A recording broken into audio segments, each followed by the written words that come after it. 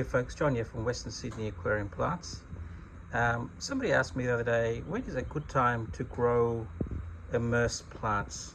So if you live in the southern hemisphere, Australia, New Zealand, generally the beginning of summer, or just before the beginning of summer, around spring is the best time to grow immersed plants. And so if you've got stuff like Monte Carlo, S. repens, and you want to grow it out so that you can save on money instead of going out there and buying aquatic plants all the time, and you want to set up a new tank, what you could do is around this sort of time grab some compost. You don't even need to go and buy expensive soil from Bunnings or from hardware store, and just put some springtails in here.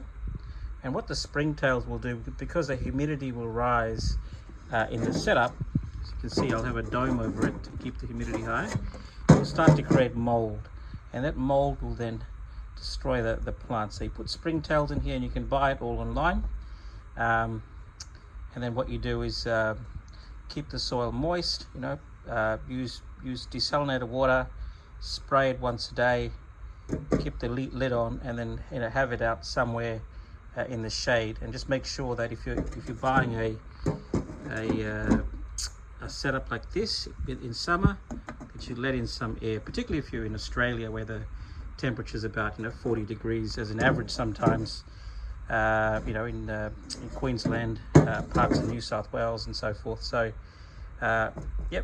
awesome time to grow immersed plants is definitely towards the beginning of summer, or maybe just before. Use compost, chuck in your aquarium clippings in here, water it every day.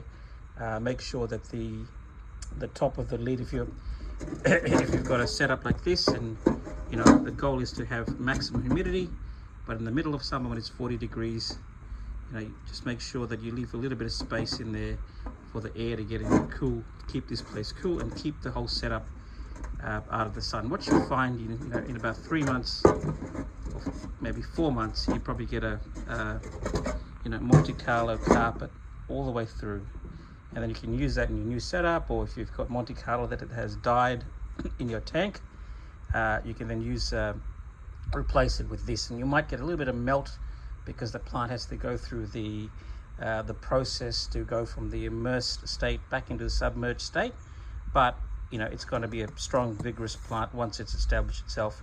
And again, that's another way to save money instead of going to the fish shop and continuously buying plants. You can just do this. Okay.